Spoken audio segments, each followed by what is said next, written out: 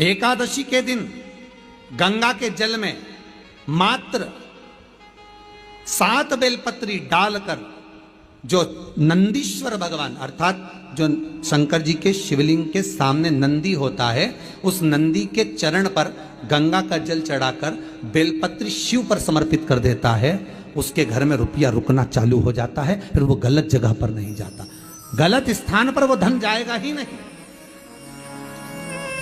बेटा अगर व्यसन में पड़ा हुआ है, मदिरा पान में पड़ा हुआ है, मांसाहार में, जुए आदि में जा रहा है, तुम्हें लग रहा है कि मेरा बेटा गलत मार्ग पर जा रहा है, ये मित्र दोस्ती गलत हो रही है, वो सही जगह पर आ जाए तो हो रही है। 30,000 रुपये महीना, 40,000 रुपये महीना कमा कर लेकर भी आ रहा है, कमाई तो आपकी हो रही है।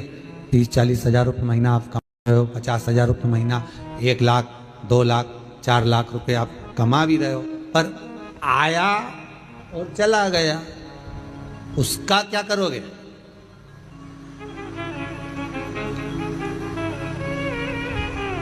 उसका करना क्या है? बहुत सुंदर संवाद है, ध्यान दीजिएगा।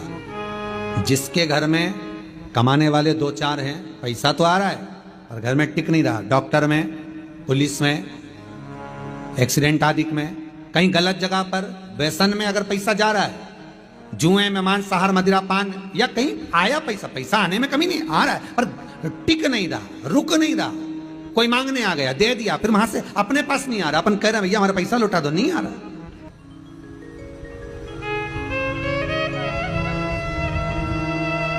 करना है एकादशी। कई लोग इसको धन के लिए भी करते हैं, संपदा के लिए। संपदा के लिए अर्थात जिसका व्यापार नहीं चलता, जिसके घर में पैसा नहीं आता, या नौकरी नहीं लग रही, या सर्विस नहीं लग रही, आप अप्लाई कर रहे हो, जगह जगह जाकर इंटरव्यू भी दे रहे हो और पैसा नहीं आता, तो उसके लिए भी प्रयास किया जाता है। पर उसके लिए यहाँ पर जो धन के लिए करते हैं, उसके लिए विष्णुपदी के लिए करते हैं। मतलब जैसे गंगा के जल में तुलसी के 11 पत्ते डाले जाते हैं। कितने पत्ते डालते हैं? 11 तुलसी के पत्ते डालते हैं, और उसको किसी भी नारायण के मंदिर में, राम कृष्ण शिव, शंकर नहीं, राम कृष्ण भगवान विष्णु, दत्त आदि जितने नारायण के मंदिर हैं, उस मंदिर में किसी भी पात्र में, एक छोटे से पात्र में उसको भरकर रखी आते हैं महाराज। उससे भी जॉब, सर्विस, नौकरी में सफलता प्राप्त हो जाती है, परंतु वो भी एकादशी को ही होता है। कुछ देर तक पात्र को रखा जाता है, फिर वही पात्र का जल किसी भी वृक्ष के नीचे डाल दिया जाता है, उससे भी नौकरी के लिए फायदा मिलता है। गंगा का जल कोई साधारण नहीं। पैसा, धन ज्यादा आने लगे तो पत्नी को कहना चाहिए कि देखो थोड़ा बहुत मेरा मन है, शिव महापुराण की कथा हो जाए, या फिर कहीं सत्कर्म में लग जाए, कहीं ब्राह्मण भोज, साधु भोज, सन्यासी भोज, गुरु जन में, संत जन में, साधु जन में, तपस्वी जन में कहीं लग जाए। ये धर्म पत्नी। जहां धर्म जुड़ा हुआ हो वो धर्म। महाराज कुछ तिथियां होती हैं, जिन तिथियों में अगर आप रोज गंगा का जल शंकर को नहीं चढ़ा सकते, तो शिव महापुराण कथा कहती है, स्कंद पुराण कहती है, विष्णु पुराण कहती है, गर्ग संहिता कहती है, गीता प्रोस गोरखपुर का कल्याण का गंगा अंक कहता है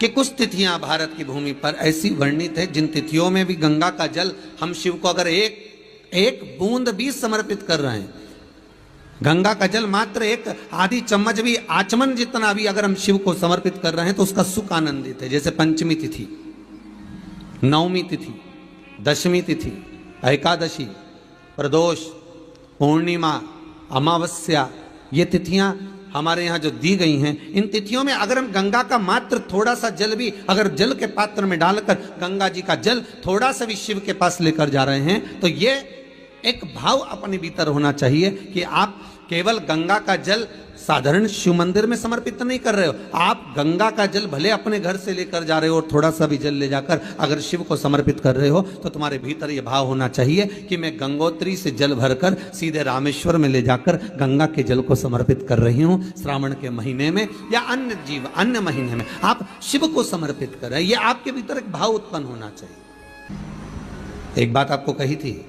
गुरु महिमा में कि घर से जब निकला करो ना, तो भगवान देवाधिदेव महादेव का नाम लेकर श्री शिवाय नमस्तुभ्यम, घर से जब निकलो कोई कार्य के लिए जा रहे हो तो आप श्री शिवाय नमस्तुभ्यम का स्मरण कर कर जाइए। आप किसी काम के लिए आगे बढ़ रहे हो, श्री शिवाय नमस्तुभ्यम का स्मरण कर कर जाइए। जिस समय आपके मुख से श्री शिवाय नमस्तुभ्यम का स्मरण हो जाए, या शिवलिंग का स्पर्श हो जाए, या शंकर का अनुमोदन कर कर ओम नमः शिवाय बोलकर, या राम बोलकर, कृष्ण बोलकर, शिव बोलकर, आपके भीतर जो रमा हुआ है, आप राम को मानते हैं आप राम को माने, हम मना नहीं करेंगे। आप कृष्ण को माने तो कृष्ण को माने, हम मना नहीं करेंगे। आपका दिल जिससे लगे,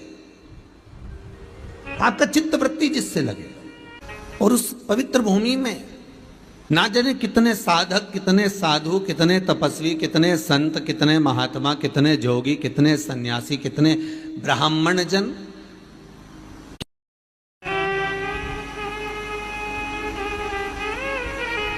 पवित्र भूमि,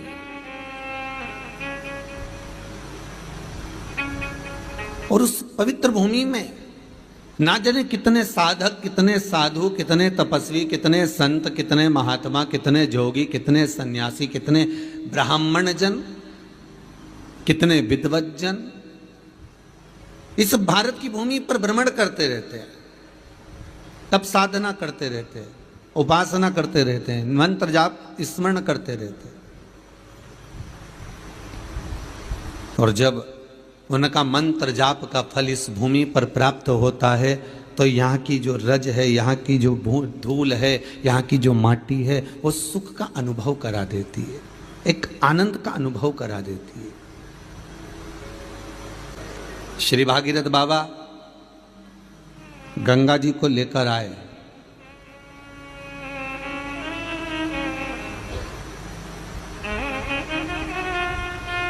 भागीरथ बाबा तो गंगा जी को लेकर आए 60,000 काकाओं के उद्धार के लिए, और वो गंगा भी बहती हुई गौमुख से लेकर चलते चलते चलते चलते वो गंगा भी कलकत्ता तक जब पहुंची है, गंगा सागर तक जब पहुंची है, तो उसके घाट पर, उसके तट पर, गंगा महारानी के किनारे पर जितने जितने भक्त, जितने साधु, जितने सन्यासी, जितने साधक, जितने उपासक, जितने जीव रह रहे हैं, ये गंगा उनका कल्याण कर रही है। और जो उसकी शरणागति में जा रहा है, गंगा उसका उद्धार कर रही है। गंगा किसको संवारती है?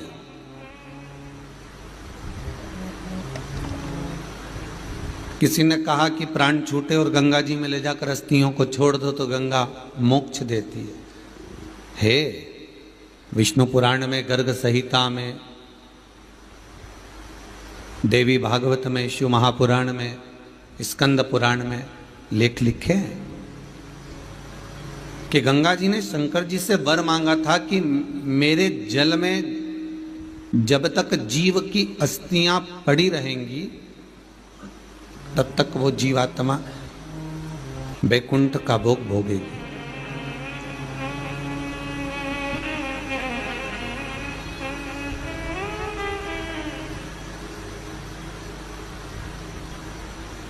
पर गंगा जी ने एक बात और कही है, शिव महापुराण में आपने श्रवण करा ना करा, पर एक बात और गंगा जी कह रही हैं कि मैं तार दूंगी, मैं पापी से पापी जीव का उद्धार कर दूंगी, मना नहीं है। वैसे भी तो भारत की भूमि तो पावन पावन नदियां सारी की सारी जितनी भी हैं ये भारत की भूमि पर है, ये भारत माता पर विराजमान है। सारे के सारे पावन तीर्थ इस भारत की भूमि पर विराजमान है।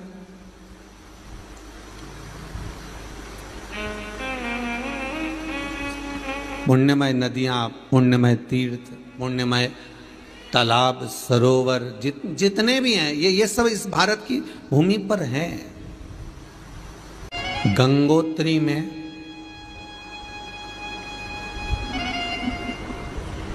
आप लोग गए होंगे, कई लोग गंगोत्री, बद्रीनाथ के जो 4 धाम हैं, यमुनोत्री, गंगोत्री, केदार और बद्रीनाथ। ले विष्णु पुराण में कहा 3 तरह से मरे हुए व्यक्ति की गति नहीं है, उसको मोक्ष नहीं है। पहला पानी में डूब कर मरा हुआ, दूसरा सर्प के डसे से मरा हुआ, तीसरा स्त्री के हाथ से, नारी के हाथ से मरा हुआ व्यक्ति। इसकी गति नहीं है, मोक्ष नहीं है इसकी। इनकी गति केवल एक है, वो है शिव महापुराण की कथा। अगर कोई पानी में डूबकर मर भी गया है, उसके परिवार का, उसके कुल का व्यक्ति अगर एक बार शंकर की कथा भले यहां आकर ना सुने, टीवी के सामने भी बैठकर सुन रहा, 3 जगह पर पुण्य दिया जाता है। 3 जगह पर। पहला स्थान विष्णु पुराण कहती है आंवला का वृक्ष। कहां से प्रकट हुआ था आंवले का वृक्ष? आपको शिव महापुराण में कहा था बेलपत्री का वृक्ष कहां से प्रकट हुआ, शमी का वृक्ष कहां से प्रकट हुआ, आपको बताया था रुद्राक्ष का वृक्ष कहां से प्रकट हुआ, उसका भी व्याख्यान करा है। 3 जगह पर पुण्य दिया जाता है। पहले नंबर पर आंवले का वृक्ष। आंवले का वृक्ष कहां से प्रकट हुआ? तो विष्णु पुराण का 7वां अंश कहता है कि आंवले का वृक्ष भगवान नारायण एक बार जब माता लक्ष्मी के साथ में भ्रमण पर जा रहे थे, तब भूमि देवी प्रकट हुई थी, प्रकट हो जाती है। और माता भूमि देवी जब प्रकट हुई, माता भूमि देवी जब सम्मुख में आई, तो माता भूमि देवी ने भगवान विष्णु को, भगवान नारायण को विनती करी, हे प्रभु, हे नारायण, कृपा करिए। भगवान भूदेवी को देखकर, भूमि देवी को देखकर भगवान विष्णु ने कहा, भूमि देवी तुम यहां, तुम तो हमेशा गौ माता के रूप में रहती हो पृथ्वी देवी, पर आज आप मेरे सामने खड़ी हो, क्या चाहती हो? भूदेवी कहती है, नाथ, एक मनोकामना है और वह आपके सिवा कोई पूरी नहीं कर सकता। कितनी सुंदर बात भूमि देवी कर रही है कि मन की मनोकामना है और आपके सिवा कोई पूरा नहीं कर सकता। अर्थात जगत के लोगों को यह विष्णु पुराण प्रेरणा दे रही है, जगत के लोगों को यह श्रीमद् भागवत कथा प्रेरणा दे रही है कि मन में जो कामना है वो दूसरे से नहीं कहना है, मनोकामना भगवान से कहना। क्योंकि पूरा कौन सी इच्छा है? भगवान विष्णु से भूमि देवी कहती है, पहले मेरे मनोकामना को आप पूरा तो कर दोगे ना? हाँ बोलो, क्या है, क्या इच्छा? भूमि देवी कहती है, मेरे इस भूमि पर 3 जगह ऐसी बना दीजिए जहां पर अगर कोई पुण्य भी किसी को देना चाहे तो वो 1000 गुना प्राप्त हो जाए। देखिएगा कथा का भाव व्यक्त करते हुए। ये केवल भूमि देवी खुद के लिए नहीं मांग रही है, भूमि देवी जगत के लिए मांग रही है कि 3 स्थान ऐसे दे दो जहां पर पुण्य दान होता हो, और पुण्य जब दिया जाए तो वो 1000 गुना फल देने वाले को भी मिले और लेने वाले को भी प्राप्त हो जाए। वो पुण्य मेरे को प्राप्त 3 जगह ऐसी बनाई जाए। भगवान विष्णु लक्ष्मी को देखे तो लक्ष्मी जी नारायण से कहती है, प्रभु भूमि आई है, भूदेवी आज यहां प्रकट हुई है, आपको इनकी कामना पूरी करना चाहिए, जो मांग रही है वो देना चाहिए आपको। भगवान विष्णु कहते हैं, लक्ष्मी 50 बार विचार कर ले फिर बोल, हो सकता है बैकुंठ में तेरी सत्ता घट जाए। जब दान पुण्य सबका फल यहीं पृथ्वी पर प्राप्त हो जाएगा तो तू क्या देगी? तेरा क्या फल रहेगा? लक्ष्मी कहती है, दरबार में अगर कोई आ गया, भगवान के सम्मुख में आकर कोई हाथ जोड़कर अगर पुकारे तो उसकी कामना पूर्ण करना, यह भगवान का कर्म है। तेरे मंदिर में आना मेरा काम है और मेरी बिगड़ी बनाना तेरा काम, यह आपको करना, ठीक है? मांगो भूमि देवी 3 स्थान।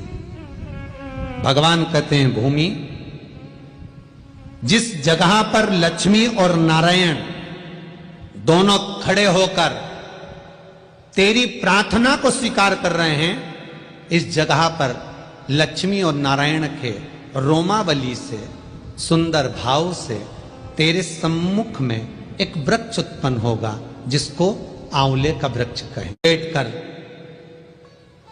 जो अपना करा हुआ पुण्य, अपना करा हुआ सत्कर्म किसी दूसरे के नाम से देना चाहे तो आंवले की जड़ उस पुण्य को प्रखर बना देती है और वो उस जीव को प्राप्त हो जाता है। आंवले के नीचे किया गया सत्कर्म का भाव, इसलिए आंवले की पूजन करी जाती है। भगवान विष्णु का अंश अवतार माना जाता है, जड़ में लक्ष्मी का प्रवेश माना जाता है। आंवले के वृक्ष में जो आंवला लगता है उसको स्वयं दाता विधाता माना जाता है। आंवले के वृक्ष में जो बड़ा आंवला लग जाता है उसको शुभ और लाभ माना जाता है।